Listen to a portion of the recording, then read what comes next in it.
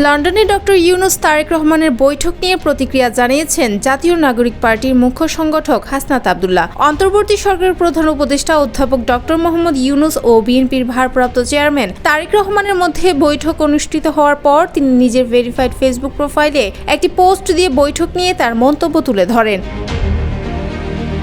ওই পোস্টে তিনি লিখেন, অন্তর্বর্তীকালীন সরকার প্রধান প্রফেসর ডক্টর মোহাম্মদ ইউনুসের সঙ্গে বিএনপির ভারপ্রাপ্ত চেয়ারম্যান তারেক রহমানের বৈঠককে আমরা ইতিবাচকভাবে দেখি। জাতীয় ঐকমত্যের প্রশ্নে দেশের স্বার্থে সরকারের সঙ্গে সব রাজনৈতিক দলের এমন সুসম্পর্কই কাম্য। কিন্তু হতাশার বিষয়, বৈঠকের নির্বাচনের মাস ও তারিখ যেভাবে গুরুত্ব পেয়েছে, অভ্যুত্থান পরবর্তী বাংলাদেশের অন্যতম গুরুত্বপূর্ণ আকাঙ্ক্ষা বিচার ও সংস্কার সেভাবে প্রাধান্য পায়নি। RICL TMX, যুগের পর যুগ স্থাপনা থাকে মজবুত।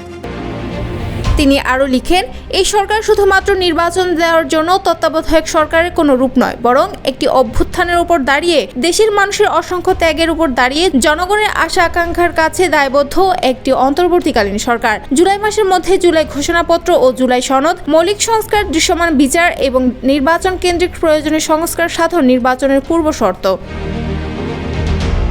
স্ট্যাটাসে হাসনাত আব্দুল স্পষ্ট করেন, জুলাই সনদের পূর্বে নির্বাচনের মাস আর তারিখ নিয়ে কথা বলা অন্তর্বর্তীকালীন সরকারের প্রধান দায়বদ্ধতা ভুলে যাওয়ার নামান্তর। সনদ রচনার পরই নির্বাচন বিষয়ক আলোচনা চূড়ান্ত হওয়া উচিত। তিনি হুঁশিয়ারি দিয়ে বলেন, দেশের স্থানীয় পর্যায়ে ইতোমধ্যেই চাঁদাবাজি, দখলদারিত্ব, প্রশাসনকে প্রভাবিত করা, পেশিশক্তির প্রদর্শন সহ ক্ষমতার অপব্যবহারের নানা দৃষ্টান্ত প্রতিনিয়ত দৃশ্যমান হচ্ছে।